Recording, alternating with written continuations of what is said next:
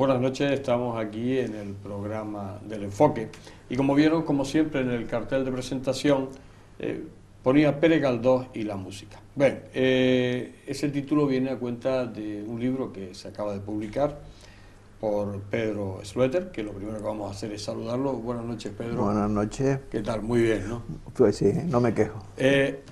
Ha publicado este libro de Pere Galdós y la música. Bueno, pues que ha sido todo un éxito en lo poco que lleva ya en las librerías, sobre todo por el tema novedoso, porque Pere Galdós, cuando decimos Pere Galdós, todo el mundo sabe quién es Benito Pere Galdós, pero lo de la música, la relación que ha tenido Benito Pere Galdós con la música no es tan conocida. Bueno, sí, efectivamente, no es una cosa que sea conocida. Han habido algún que otro ensayo sobre, por ejemplo, algún aspecto concreto, como al llevarse una obra de don Benito a la música, y se ha hecho un estudio, pero solo y exclusivamente de esa obra. Pongamos por caso, Marianela, que es una de las novelas que más se han intentado llevar al campo musical.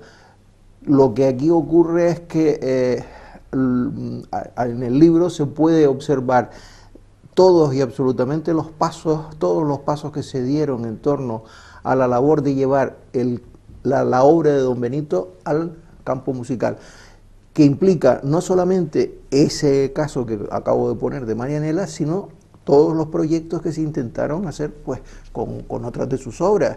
Gloria, Doña Perfecta, con varios de sus episodios, en fin, es una gama muy amplia de títulos, pero hay que adelantar de antemano que digamos que no corrió buena suerte don Benito con su intención de que se llevaran, o él no, que se le llevaran sus obras al campo musical, porque casi todos fueron proyectos fallidos, salvo dos o tres cosas o cuatro que sí, que llegaron a plasmarse, ¿no? Ese es el inconveniente que tiene don Benito. Lo que no sabe la gente es que ya Benito Pere Galdós desde su inicio, desde su infancia, está muy relacionado con la música, porque incluso empieza a dar clases de música, ¿no? Sí, no, en realidad hay un detalle que yo creo que es fundamental y hay que decirlo.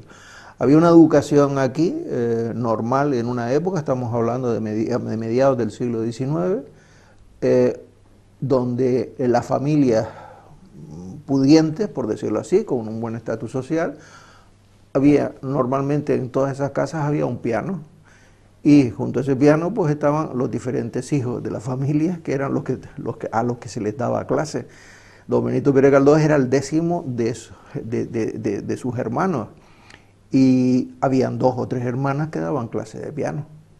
Incluso yo recojo unas manifestaciones de una de sus hermanas, ya muy mayor, que se hablaba de que cuando quería estudiar el piano, pues lo hacía a escondidas porque le molestaba que la vieran, ¿no? Entonces el profesor cuando llegaba tenía que aguantarse escondido hasta que ella terminara su ejercicio, porque si no, ella después no seguía. ¿Qué quiere significar esto? Independientemente de la anécdota de la hermana, pues que en casa de los Galdós, de los Pere Galdós, existía un piano, existían niños a los que se les daba clase de piano, y lógicamente existía un ambiente musical, puesto que la música era un elemento primordial en aquella época. En su etapa en Las Palmas, ¿se le relacionó más con la música? ¿Él se le tenía en cuenta que estaba muy interesado en la música? ¿O él cuando bueno, toda su manifestación cultural da la impresión de que la domina por encima, la domina fundamentalmente la música, porque él, su primera manifestación, digamos, de escritura, de colaboración, la hace en un periódico del colegio, y en ese periódico critica a esos individuos que están en los teatros, todos muy emperifollados y cosas de ese tipo, es decir, les toma el pelo a ese tipo de personas. Pero después, dentro de lo que es el poema ese largo que él hace, pues habla ya de una serie de autores y de títulos de óperas que dicen, caramba, pues este chico no tiene un conocimiento normal, sino está por encima de lo normal, ¿no? Después a eso hay que añadirle otro aspecto muy importante de Don Benito, que es el aspecto pictórico. Él hacía unos dibujos estupendos y la prueba de que esos dibujos incluso estaban, no todos, lógicamente, digamos que vistos a través de la música, es el gran álbum que él hace sobre los dibujos del teatro, de lo que se llamaba el Teatro de la Pescadería. El Teatro de la Pescadería había existido un proyecto inicial que no se sabía si colocarlo en donde está hoy en día la Alameda o colocarlo en la desembocadura del barranco. Y entonces él, curiosamente, hizo unos dibujos ridiculizando el que se colocase ese teatro en la desembocadura del barranco.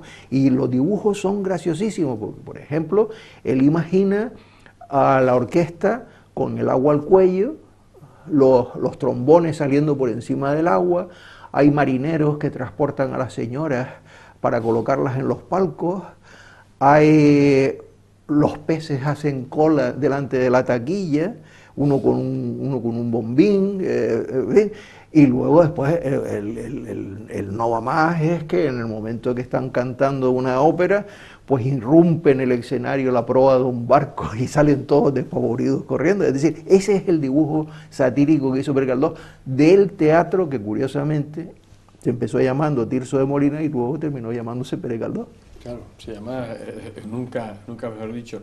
Él, en su llegada a Madrid, lo primero que hace a nivel profesional, por decirlo de alguna manera, es ser crítico musical. Efectivamente, es que él llevaba la música dentro. Yo me planteo incluso, hago la pregunta, pero lógicamente yo no me meto ya a hacer mayores averiguaciones, pero él cuando llega a Madrid, que va a estudiar la carrera de Derecho, lo primero que hace es pegarse la fugona de la universidad. Él no va, además lo dice y lo describe él en sus memorias, y bueno, y dice que él se le iba todo en ir por las calles, mirando el ambiente, a las personas. En definitiva, iba cogiendo ya un poco de lo que iba a ser posteriormente sus novelas.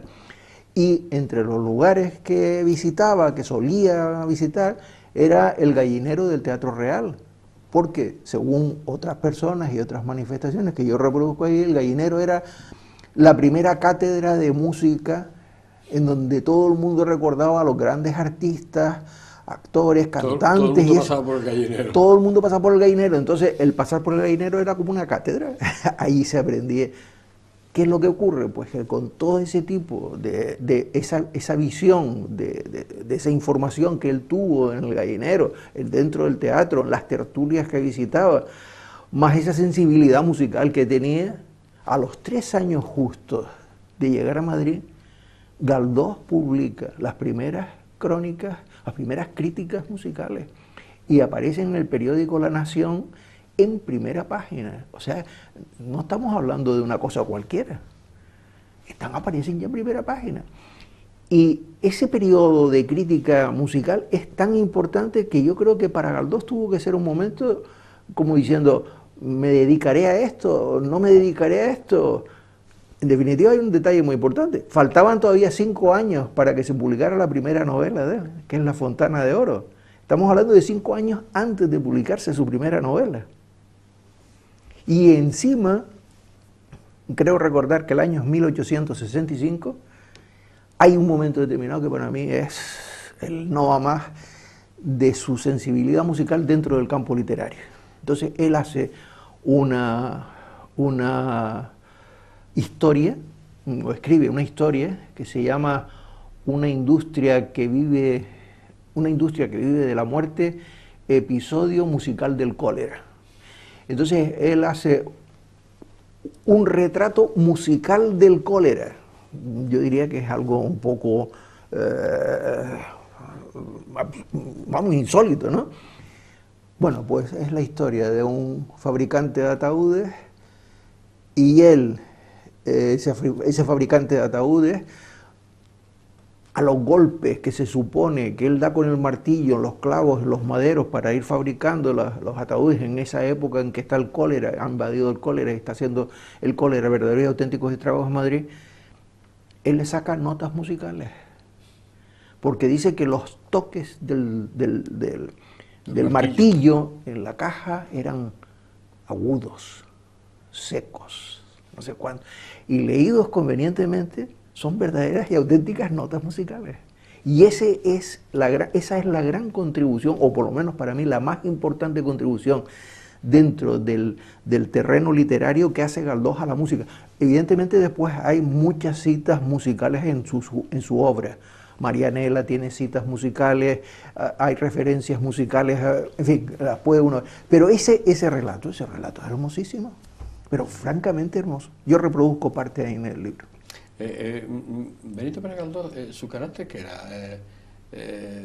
¿Abierto o apagado? Cerrado, muy interior, muy serio. Creo que, yo lo he oído comentar en alguna ocasión, él fue senador en su época política y no sé cuánto, y si algo se lo caracterizó fue porque no abrió la boca.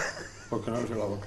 No, era una persona muy observador, era muy amigo de sus amigos, un poco por la correspondencia que yo he examinado ahí, pero no era un individuo aquellos que fuera muy dicharachero, ¿no? Tenía sus tertulias, evidentemente, acudía a las tertulias, hizo muchas tertulias, pero además de carácter musical en su casa, cosa que no hacían muchos literatos de su época, y en esas tertulias iban músicos de la época que incluso le daban ejemplos musicales para que él interpretara el piano, porque él tocaba el piano. Él tocaba el piano. Claro. E incluso copiaba partituras. Es decir, no era un aficionado a la música normal. Y además tenía buena relación con músicos conocidos de aquella época. Sí, fundamentalmente para él era una referencia constante Ruperto Chapí, y Ruperto Chapí incluso le hace una zarzuela muy interesante que se llama El equipaje del Rey José, que es uno de los episodios de Benito Pérez Galdós, y en ese episodio hubo por lo visto la puesta en escena, la música, todo estaba muy bien, pero hubo un detalle curiosísimo que eran las cosas que ocurrían en la época, y es que el libretista de la zarzuela se había enemistado poco menos que 3 días antes con el presidente de la Sociedad General de Autores, ¿no? Y entonces el presidente de la Sociedad de Autores pagó esa enemistad boicoteando el estreno del equipaje del Rey José. Y el equipaje del Rey José, que al parecer entre las primeras gente que fue al único día en que se puso, dijeron que estaba muy bien, pero después ya no se volvió a poner más. Y tardó bastante en que se volviera a... No se ha vuelto a poner. Ah, no se ha vuelto a poner. No se ha vuelto a poner. Pero ¿y existe Están todas las partituras y todo están en la Sociedad General de Autores. Está en la Sociedad General de Autores. O sea que son cosas... él no tuvo suerte en aquellos proyectos de carácter directo de su obra, con los músicos que conoció y eso. Sin embargo, hay como contrapartida otra cosa muy curiosa. Un género muy habitual de la época eran las parodias. Las parodias nacían, pues, por ejemplo, a consecuencia de... Había algún estreno teatral y automáticamente se estrenaban a la semana 2, 3 parodias haciendo, pues, un poco de... tomándole el pelo a los personajes que se habían tenido mucho éxito con esta obra. Pérez Galdós sufrió también eso. Pero esos sainetes o esas... se estrenaban. Se estrenaban con la mayor facilidad. Por ejemplo, Galdós estrena la comedia, la de San Quintín. Bueno, pues acto seguido aparecen 3 parodias. Una era la del Capotín, que si mal no recuerdo el título, otra la de Vámonos, otra, en fin, con títulos así un poco... Y bueno, y resulta que existen, yo las reproduzco también aquí, las crónicas de prensa de la época, y te encuentras que bueno, que tienen su aceptación, que el público las ve y se divierte con ellas, se ríe. Incluso hay un crítico que, hablando de una de ellas, dice: el señor gobernador debería asistir por allí porque a la cantidad de burradas que se dicen las señoras no deben escucharlas y no sé cuánto. O sea, al parodiar la obra, la célebre Electra de Pérez Galdós se parodia con una que se llama Alerta. Y la crítica dice que la obra de Galdós no tiene parodia posible, ¿no? Pero bueno, era una cosa de la que no se podían librar los autores de la época. Fuerte, las ¿no? Parodias, precisamente. Bien, vamos a hacer un alto en el camino. Estamos hablando de este libro de Pérez Galdós y la música que escribió que ha escrito Pedro Schlueter, y nos estamos entrando de esa relación que tuvo una relación bastante fuerte entre Pérez Galdós y la música, aunque pueda parecer a primera instancia que no. Por lo pronto él da sus clases y él toca el piano, es decir, y lo siguió tocando durante toda su vida, la que transcurrió en Madrid, y eso le hacía tener esa relación con la música. Vamos a hacer un alto, enseguida estamos con ustedes.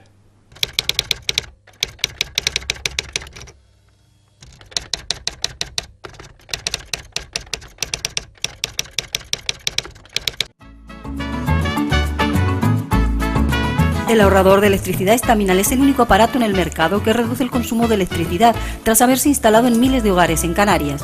No deje que su factura de electricidad afecte su economía familiar. El ahorrador Estaminal le garantiza una reducción de un 10 hasta un 35% de su recibo de luz. Estaminal no necesita ninguna instalación especial, es autoinstalable y no consume electricidad. Diga basta al excesivo consumo de electricidad y llámenos al 928-481-249. Reduzca hasta un 35% de su factura de electricidad. Estaminal, su seguro de ahorro.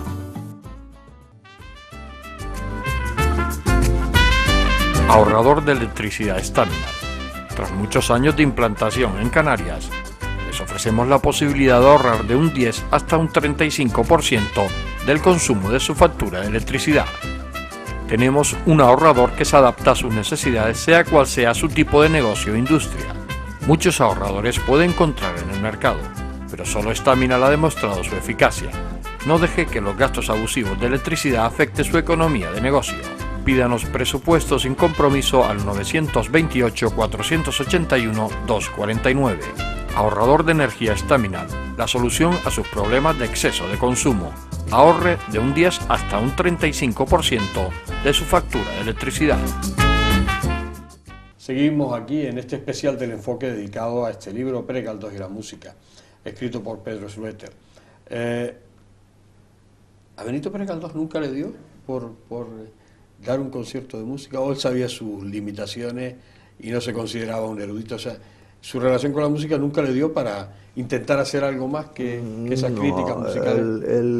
Él era un buen aficionado a la música, y como buen aficionado a la música y que sabía tocar el piano, pues organizaba, digamos que sus tertulias musicales en su casa, y hay cartas que también se reproducen en el libro muy graciosas, porque, bueno, graciosas en el sentido de que contestan esa es la pregunta que me has hecho, ¿no? Por lo visto alguien le manda un comentario preguntándole a Benito, ¿siguen ustedes haciendo las tertulias musicales que venían haciendo? Y entonces él hace una descripción muy exacta y dice, sí, seguimos haciendo las tertulias, aquí seguimos degollando a Beethoven, descuartizando a Mozart, y, o sea, él es consciente de esas limitaciones, ¿no?, por decirlo de alguna manera.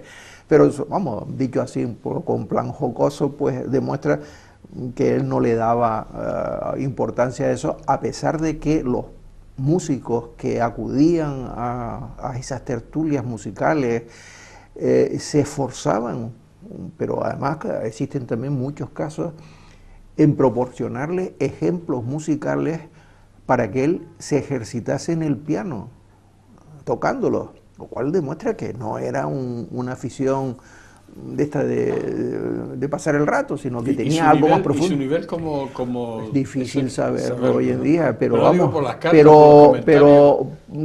se supone... No debía ser muy malo, ¿no? No, pero yo creo que él era consciente que dar un concierto no podía dar, lógicamente, pero que era un entretenimiento y se hacía unas grandes veladas musicales y que él podía intervenir y que él hacía todo este tipo de cosas.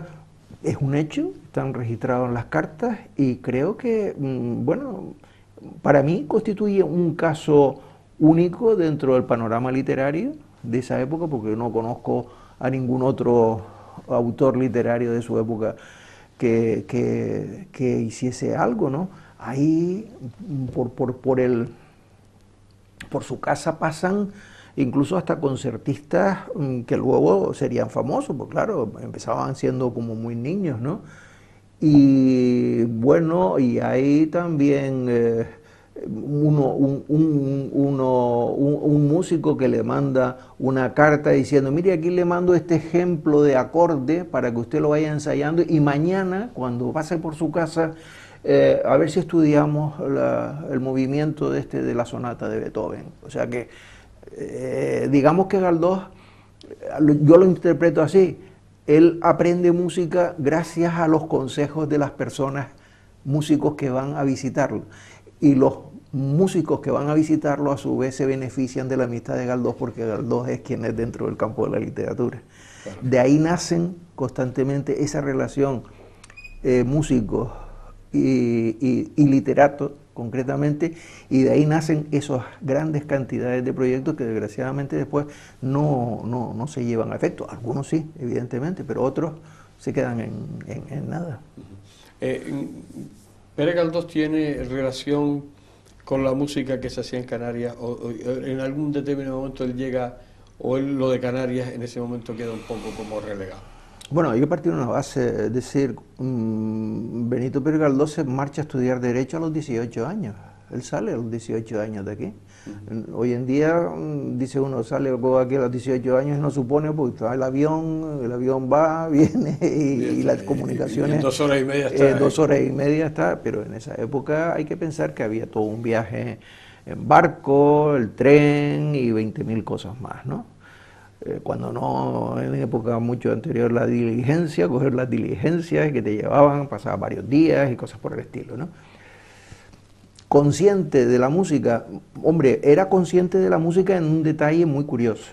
Él tiene aquí en Las Palmas un profesor en la clase de música en la que acude él en el Colegio de San Agustín, y este profesor es Agustín Millares Torres, que a su vez pues fue el historiador, novelista, notario, muy famoso en su época, ¿no? Dicen los hijos de Millares Torres que cuando le preguntan a su padre si él se acordaba del paso de don Benito Pérez Galdós por su clase, dicen que don Agustín Millares Torres ni aun esforzándose podía recordar el paso de don Benito por la clase.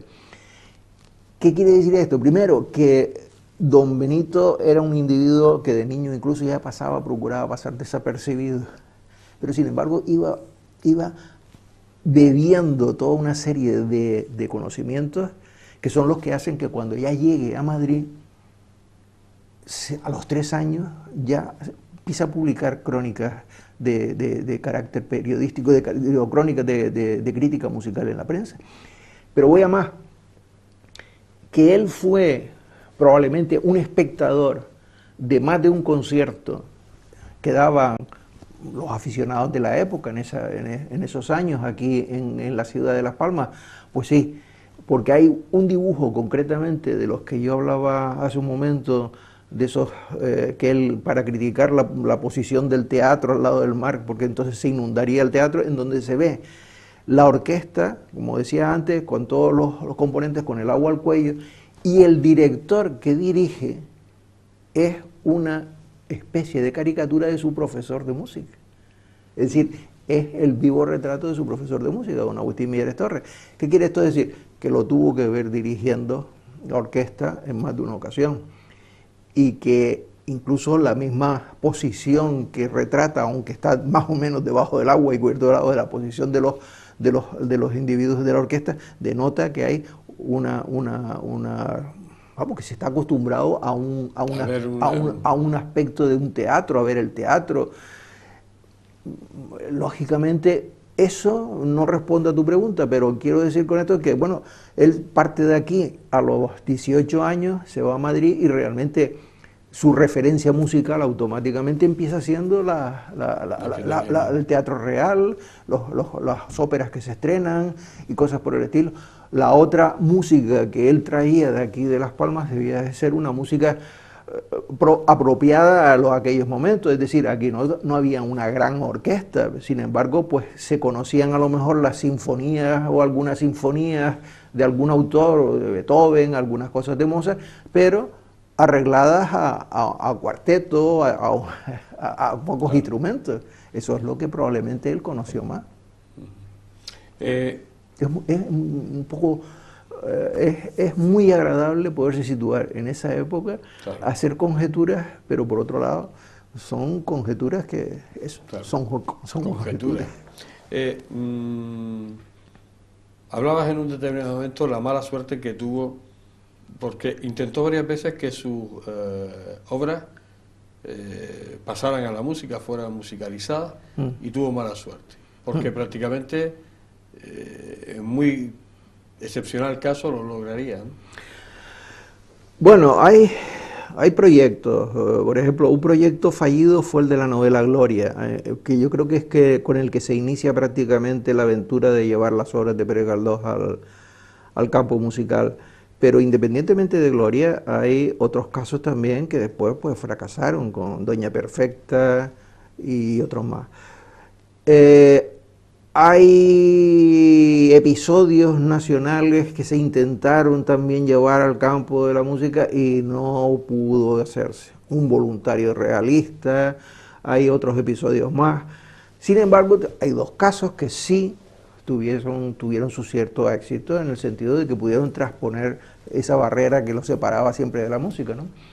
Uno es el episodio musical Zaragoza, que es una cosa en la que don Benito prácticamente desde que empieza con todos los planes para ver si se puede llevar alguna de sus obras al campo musical, está el episodio ese siempre medio coleando por ahí a ver si puede entrar o no entrar, hasta que, hablamos en 1908, se llega a estrenar, pero es que se está hablando de ese episodio 20 años antes o más, y entonces sí se estrena en Zaragoza.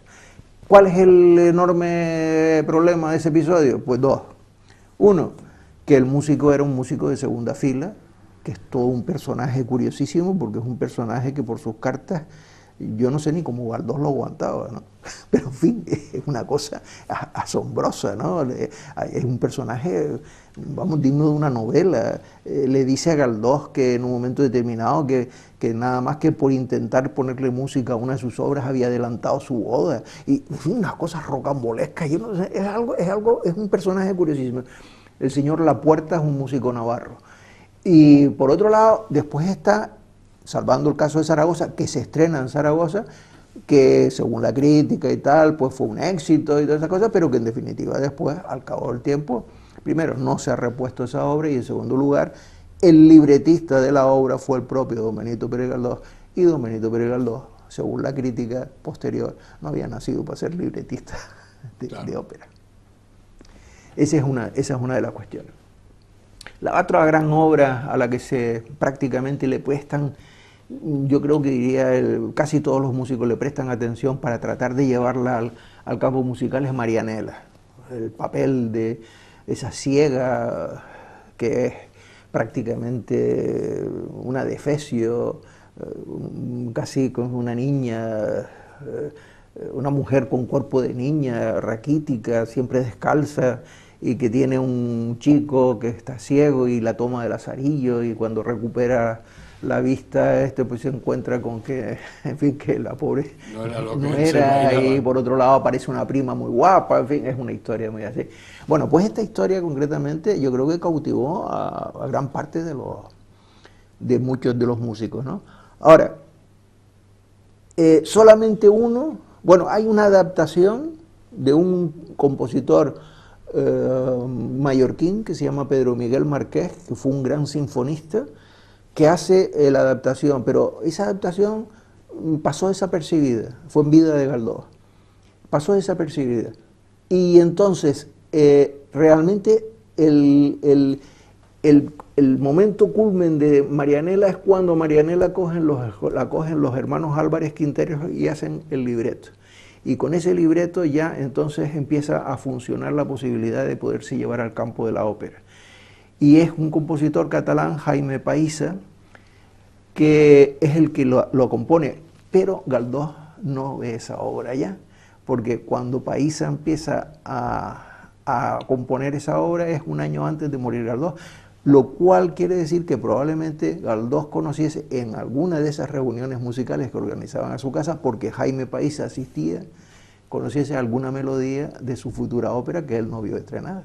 se estrenó después de su muerte, como se estrenaron después de su muerte una ópera también dedicada a Marianela de un compositor puertorriqueño en Nueva York, y se estrenó también otra zarzuela, se compuso otra zarzuela de un señor de Logroño, que yo lo conocí un año antes de morir, el señor Romo Raventós, y resulta que ese señor compuso, pero es una obra que no se ha llegado a conocer también. Es decir, hay gran cantidad todavía de material que existe por ahí que no se conoce. Ni siquiera se ha estrenado.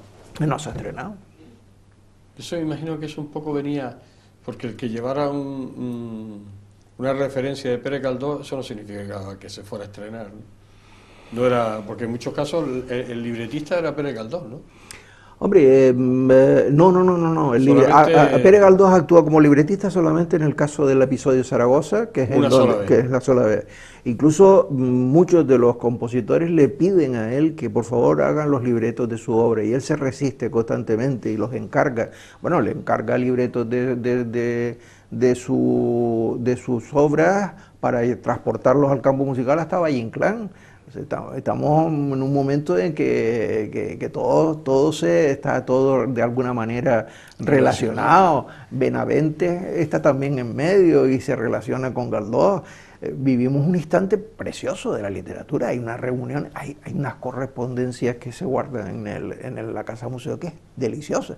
Yo no he transcrito nada más que un centenar de cartas, que son las que hacen referencia al aspecto musical, pero hay cosas que son magníficas, Hay una correspondencia, por ejemplo, todos sabemos que Pérez Galdós se quedó ciego al final de su vida, una correspondencia con el médico o con el oculista que lo trataba, que eso es una verdadera maravilla. Bueno, vamos a hacer un alto, vamos a seguir hablando de este libro y también con Pedro, sobre todo porque el tema de Pérez Galdós y la música, aparte Pérez Galdós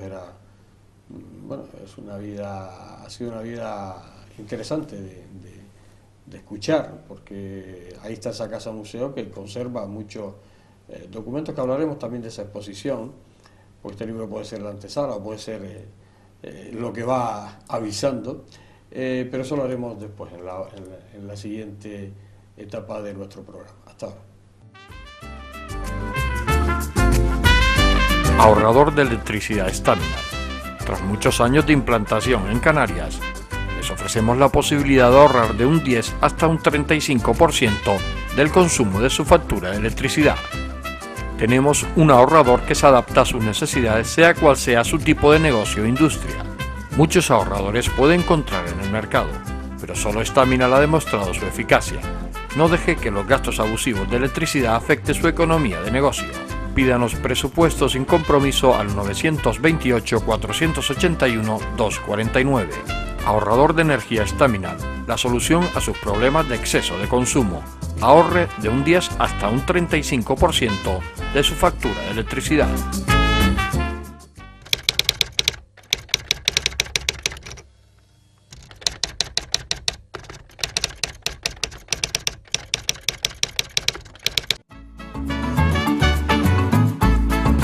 El ahorrador de electricidad Estaminal es el único aparato en el mercado que reduce el consumo de electricidad tras haberse instalado en miles de hogares en Canarias. No deje que su factura de electricidad afecte su economía familiar. El ahorrador Estaminal le garantiza una reducción de un 10 hasta un 35% de su recibo de luz. Estaminal no necesita ninguna instalación especial, es autoinstalable y no consume electricidad. Diga basta al excesivo consumo de electricidad y llámenos al 928-481-249. Reduzca hasta un 35% de su factura de electricidad. Estamina, su seguro de ahorro. Llegamos a la parte final de este especial dedicado a este libro, Pérez Galdós y la música, escrito por Pedro Schroeter. Hablábamos en un determinado momento del programa, Pedro, de que las obras de Galdós siempre tenían su comicidad al lado, porque enseguida se publicaba y se estrenaba. Sí, era una costumbre de la época, es decir, ante cualquier estreno teatral, automáticamente salían a relucir lo que se llamaban las parodias, que es lo que hablábamos antes, y esa parodia en definitiva era tratar de ridiculizar pues el argumento de esa de esa gran obra que acababa de estrenarse, ¿no? Pues claro, los conceptos que se barajaban en esas parodias eran pues conceptos de moda, o sea, lo que hoy en día, por ejemplo, saldría a reducir una folclórica, pues en el tema ese de las diferentes cosas que se trataban en esas parodias salía a reducir, a pesar de que no venía a cuento en absoluto. En fin, era una especie de no solamente de ridiculizar, sino de meter pues acontecimientos políticos que habían entonces por medio, las cosas que sucedían en la política, y se aprovechaba todo eso, y esa era, digamos que el efecto de la parodia, o mejor dicho, lo que realmente trataba la parodia, ¿no? Pero bueno, Galdós, como digo, como todo... ¿Y Pere Galdós se lo tomaba con filosofía eso? Yo creo que era una cosa que la aceptaban.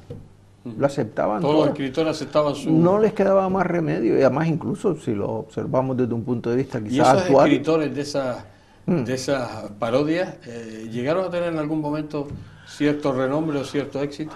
Bueno, a los escritores del argumento no, pero los músicos eran a veces músicos que luego cultivaban el género de la zarzuela y que se ganaban precisamente un poco más de dinero,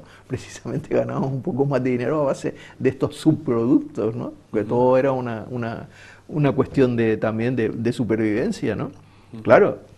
Hay compositores de estos que eran de zarzuela, que concretamente eran grandes sinfonistas, pero que no ganaban un duro así componiendo sinfonías, se tenían que alimentar de zarzuela, el género chico. ¿Sí? Y esa es la cuestión. Decíamos antes de la última parte de este programa, antes de que finalizáramos temporalmente, decíamos que este libro puede ser un poco la antesala de lo que se prepara y que tú vas a dirigir, que es una exposición un poco relacionada con este libro, creo que será en la Casa Museo Pere Galdós, de un poco de todos esos documentos y esas historias que se van a presentar en esa exposición. Sí, efectivamente, esto puede ser, digamos, un poco como la guía de esa exposición. La exposición está previsto hacerse para el mes de octubre, inaugurarse el mes de octubre, y entonces pues la exposición va a tratar prácticamente toda la relación de Pere Galdós con la música, incluso una parte que no figura en el libro porque yo la he dejado fuera, habida cuenta de que por su temática tiene un tratamiento especial.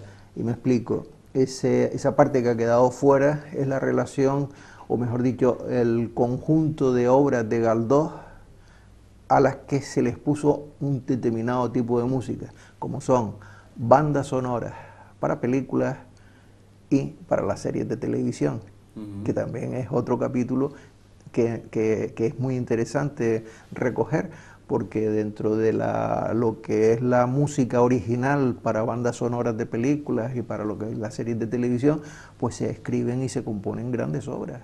Y se hacen, son los músicos, unos verdaderos músicos, los que hacen ese tipo de trabajo, ¿no? Eso va a ser una de las partes de la exposición, pero evidentemente el grueso de la exposición va a consistir fundamentalmente en exponer la mayor parte de todos los documentos de los que se hablan aquí en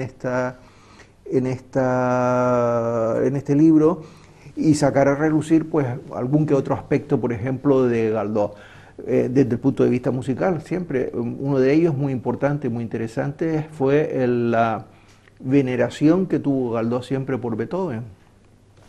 Para él no existía nadie más, es decir, para él era el sumum de la música, él lo había hecho todo, y tal es así que incluso en el piano que hay en la Casa Museo, encima del piano hay un busto de Beethoven. Y no solamente eso, Pere Galdós como dibujante hace un dibujo muy bonito que se reproduce aquí en el libro del propio Beethoven. Es tratar de exponer desde un punto de vista visual, lógicamente una exposición es eso, pues ese gran conjunto de documentación, de partituras que puedan existir, de cartas concretas que en un momento determinado es conveniente exponer porque tienen apuntes musicales, esos apuntes musicales que le mandaban las personas a él, cartas yo qué sé, vamos, siempre con el denominador común de lo que es la música, ¿no? Y ahí pues podemos sacar no solamente lo que es Galdós y la música, sino hablar un poco también de esos grandes músicos que rodearon a Galdós. Hay derivaciones, está Chapí, hay otro sinfonista estupendo que se llama Manrique, hay el Pedro Miguel Marqués, el Mallorquín, hay en definitiva un conjunto de músicos muy notables que estuvieron relacionados con Bretón mismo, otro músico que estuvo relacionado con Galdós. Es decir, que hay un campo ahí bastante interesante como para que da lugar a una exposición lo suficientemente importante, amplia, de contenido, de documentos y atractiva. Otra de las cosas es que hablabas tú de esos dibujos. ¿Alguna vez los utilizó para sus libros como ilustraciones, como él nunca su cualidad pictórica o no, yo no tengo noticias de eso. Lo que sí ahora, y no me gustaría equivocarme, creo recordar es que al hacer el libreto del episodio Zaragoza, él viajó previamente a Zaragoza, hizo apuntes para lo que podrían ser los decorados y cosas de este tipo, ¿sí? Pero evidentemente hay reproducciones en algún que otro libro de una serie de dibujos, pero no estoy seguro en este instante si son de él. Lo que sí es una cosa muy curiosa es que cuando se hace el episodio Nacional de Zaragoza, se toman por primera vez y en esa época las primeras fotografías que se hicieron de la época para tratar de hacer, como también hay un detalle curiosísimo por aspecto técnico, ¿verdad? No solamente el de la fotografía, en un momento determinado, Pérez Galdós, no me acuerdo si es sobre 1904 o 6 o no sé, en un momento determinado dice, mañana le llamaré por teléfono. Es la primera vez que él nombra un teléfono en la carta, quiere decir que acaban de ponerle el teléfono. El teléfono, ¿no? O sea, que es un invento que él también lo utiliza, ¿no? Quiero decir con esto, hay detalles que a lo largo de la lectura de la carta, de sus cartas, no son detalles principales, son detalles secundarios que surgen como sin querer. Y ese tipo de detalles que surgen como sin querer a veces son tan ricos y tan interesantes como el contenido fundamental de la carta. Hay cartas de un crítico musical, Peña Igoñi, que se llama así, que graciosísima, hablando de que tiene unas enfermedades venéreas y no sé cuánto, y le pone a él sus cosas. Es graciosísimo, una carta que la reproduzco íntegra porque dice, hay que ver lo que me están dando, que me tienen hecho polvo, no levanto cabeza. Le dio toda clase de detalles. Claro, le daba toda clase de detalles, todo el mundo se sinceraba con él en las cartas, es muy curioso eso. Vamos terminando el enfoque por esta noche, ya estamos casi sin tiempo, pero para cerrar un poco, la Casa Museo Pérez Galdós, ¿qué ha significado? Porque está ahí, es un poco... La Casa Museo Pérez Galdós para mí es fundamental en lo que es la historia de esta ciudad. Si no tuviésemos a un Benito Pérez Galdós que nació en Las Palmas de Gran Canaria, estaríamos suspirando por tener a alguien equivalente a él. Y desgraciadamente, ¿qué es lo que ha ocurrido? Que a lo largo de muchísimos años, Pérez Galdós estuvo señalado con el dedo, sus obras estaban prohibidas, no se podían leer, el museo, poco menos que el obispo el señor Pildain, cuando se inauguró, publicó una pastoral que yo guardo, en donde poco menos que decía que la gente se iba al infierno si entraba allí, en fin, cosas de estas que hoy en día no las entendemos. Pues claro, Pérez Galdós sufrió una especie de escarnio aquí. Sí, pero no, mucha gente se aprovecha de eso para decir esa típica frase que dice que Galdós se quitó el polvo de los zapatos cuando se fue de aquí, como no queriendo decir nada. Eso no es cierto, porque Galdós vino varias veces aquí de vacaciones. Hay detalles de libros inéditos, que yo tengo uno de un pariente suyo, en donde se demuestra la relación de Galdós con las cosas de aquí, la terminología, las comidas y cosas de ese tipo. Es decir, son cosas que se dicen, pero que realmente no hacen sino simplemente desprestigiar. El hecho del museo, yo creo que para Las Palmas es un honor tener un museo como el que tiene, y habiendo sido, digamos que durante 18 años solo los que realmente vivió aquí, es una afrenta, algo a imitar por parte de Madrid, que siendo él madrileño de adopción, no tenga ni un solo un solo museo en donde se recojan sus cosas. Porque si hay alguien que hizo de historiador de Madrid, fue don Benito Pérez Galdós. Y don Benito Pérez Galdós debería ser una auténtica fuente para itinerarios literarios, itinerarios históricos, itinerarios por los en Madrid antiguo. Yo he estado recientemente en Madrid, te encuentras la gran cantidad de cosas relacionadas con don Benito Pérez Galdós, te encuentras un bazar que se llama Miau, como su obra, te encuentras detalles, incluso descripciones. Hay momentos determinados en varias de sus obras que parece que estás caminando por las calles de Madrid. Eso se podría recuperar perfectamente y sería, a mi juicio, uno de los enormes éxitos de Madrid como atractivo turístico. Pero vamos a no seguir en el tema por si acaso. Pues Pedro Smetter, gracias por estar aquí con nosotros. Desearte lo mejor a este libro, Pérez Galdós y la música, que bueno, pues lo puedes adquirir en cualquier librería de Gran Canaria, de Canarias o de España, porque bueno, está en todos lados, se puede, incluso yo creo que, no sé si también como en estas, ¿cómo se llaman? Estas mercadeos de internet, no sé si también estará. No lo sé, exactamente no sé exactamente, pero bueno, sé que el libro está por todos los sitios, porque hace unos días recibimos una llamada de una medio parienta que estaba en Pamplona, que dice: estoy parado aquí delante de una librería en Pamplona y estoy viendo tu libro. Digo, bueno, pues mira, es una buena señal de que el libro... Pues, gracias, Pedro, por estar aquí con nosotros. Muchas gracias. Bien, pues hoy hemos terminado el enfoque en este especial de Pérez Galdós y la música, este libro que ha editado y que ha publicado Pedro Smetter. La editorial Clave Intelectual, que es la que ha creído precisamente en ese libro. En este libro, la editorial Clave Intelectual, y que bueno, pues que está en cualquier librería de España, lo puede adquirir. Gracias por estar ahí y, como no, les espero la semana que viene aquí en el enfoque. Hasta siempre.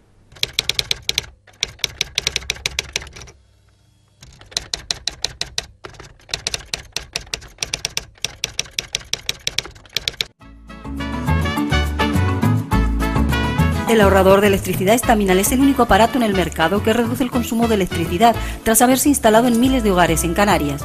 No deje que su factura de electricidad afecte su economía familiar. El ahorrador Estaminal le garantiza una reducción de un 10 hasta un 35% de su recibo de luz. Estaminal no necesita ninguna instalación especial, es autoinstalable y no consume electricidad. Diga basta al excesivo consumo de electricidad y llámenos al 928-481-249. Reduzca hasta un 35% de su factura de electricidad. Estaminal, su seguro de ahorro.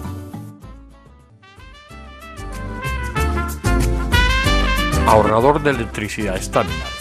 Tras muchos años de implantación en Canarias, les ofrecemos la posibilidad de ahorrar de un 10 hasta un 35% del consumo de su factura de electricidad. Tenemos un ahorrador que se adapta a sus necesidades, sea cual sea su tipo de negocio o industria. Muchos ahorradores puede encontrar en el mercado, pero solo Estaminal ha demostrado su eficacia. No deje que los gastos abusivos de electricidad afecte su economía de negocio. Pídanos presupuestos sin compromiso al 928-481-249. Ahorrador de energía Estaminal, la solución a sus problemas de exceso de consumo. Ahorre de un 10 hasta un 35% de su factura de electricidad.